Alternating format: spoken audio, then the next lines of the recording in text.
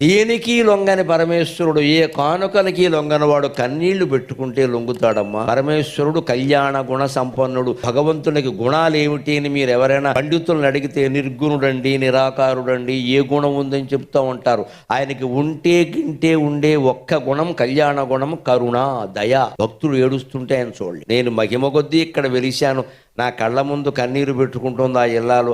ఆ దుఃఖాన్ని తీర్చకపోతే నేనెందుకు ఇక్కడ? అమ్మవారి దగ్గర ఏడిచానని ఒక శివుడిని ఒక గిల్లు గెలుతుంది, మొత్తం తిరుగులేదు. ఇంకంత ఆడవాళ్ళు ఏడుతున్నారు, పట్టించుకోవే అంటుంది, అంతే, మొత్తం పట్టించుకుంటాడు. మన ఇళ్లలో కూడా మీరు గమనించండి, తండ్రి ఒక్కోసారి మొండిగా బండగా మాట్లాడతాడు. వా అదవా నీ చదువు దండగా, నీకు మళ్ళీ ఇదోటి అంటాడు. అదే తల్లి ఏముంటుంది, మనం ఎలాగో చదువుకోలేదు, ఆడు చదువుకోతే హెచ్చేయండి. తల్లి ప్రేమ తల్లి ప్రేమ. అందుకని అమ్మవారికి ప్రేమ ఎక్కువ. మనం ఆవిడ ముందు కన్నీళ్లు పెట్టుకుందనుకో ఆవిడ కరిగిపోతుందాం. తప్పు చేసినా సరే మొహమాటం లేకుండా చెబుతాం, ఏం బాధపడక. నిజం ఒప్పుకుంటున్నాం కదా, మనమే కప్పిపుచ్చుకోవట్లేదు, అహంకరించలేదు. తప్పు చేశానమ్మా కానీ ఈ దుఃఖం నేను భరించాను అంటే తీరుస్తుంది.